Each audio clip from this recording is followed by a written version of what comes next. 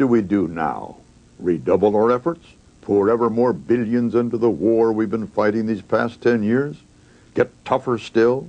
Build more prisons? Before we decide, we need to know one more fact.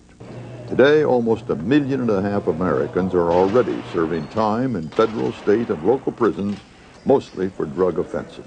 That's 1 American in every 180 behind bars, the second highest imprisonment rate in the world. Only Russia holds a larger proportion of its people in prison. Most of our states now put more new funds into prisons than into educating our children. And because of the war on drugs, some of our children are now getting a very different kind of education. Here we go. The outing starts Saturday morning as the children clamber into the van in Queens, New York.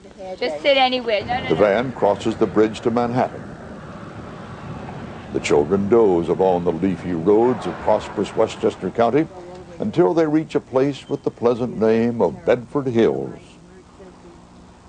Bedford Hills is New York State's maximum security prison for women. Sister Elaine and Sister Tisa have brought the children to visit their mothers. We have 2 in the back, sister. Well, oh, I forgot about them. I almost left you here. You get an award. You were get wonderful. a big award. Now put your name there. Half the women imprisoned at Bedford Hills have committed violent crimes, up to and including murder. Many of the rest are serving sentences of 15 years to life for possession or sale of drugs. 15 years without parole suggests that this prison must hold some major drug kingpins. Well, meet the kingpins.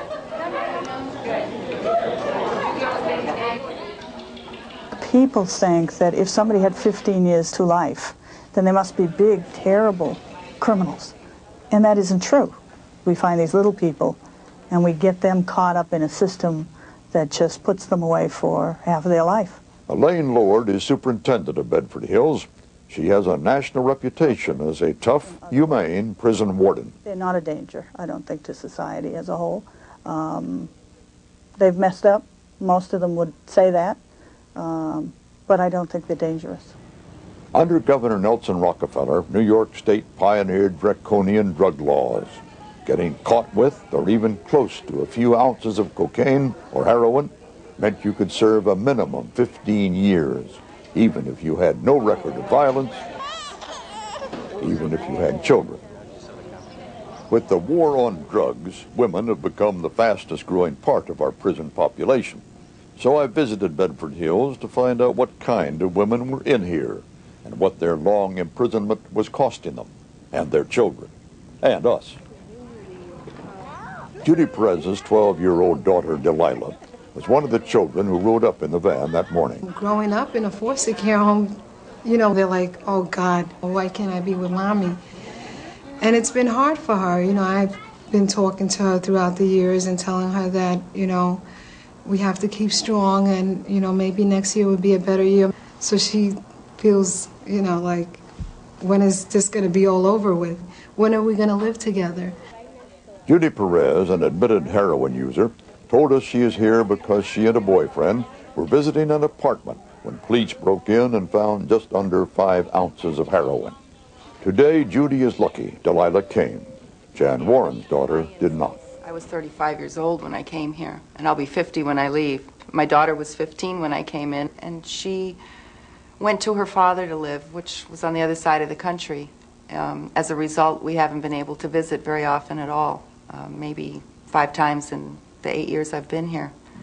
It caused her to grow up, I think, hating what happened to me, but hurting so much that she's made some bad decisions in her life.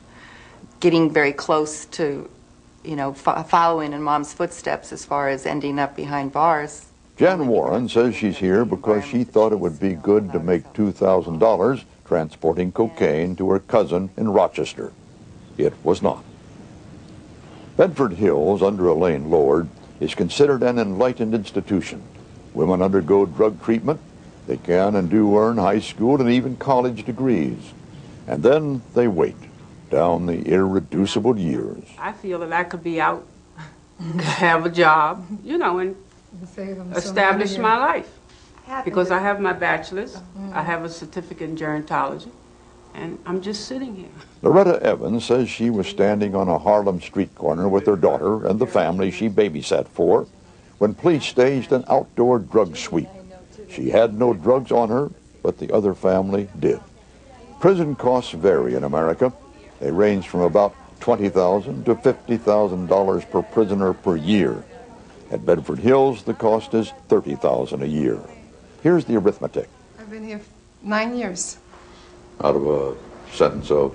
15 years to life.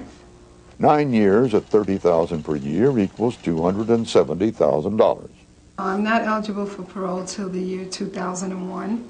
6 more years at $30,000 comes to $180,000.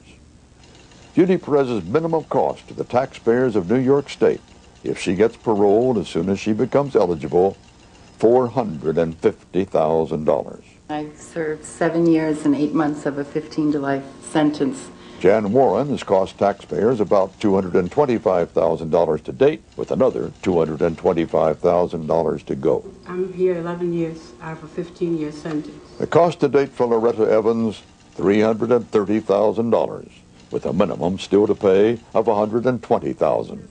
The total cost to New York State taxpayers of keeping Judy Perez, Jan Warren, and Loretta Evans here for their minimum mandatory sentences, 3 times $450,000, $1,350,000, plus another cost that must be measured in generations, children who may follow in the footsteps of their imprisoned mothers.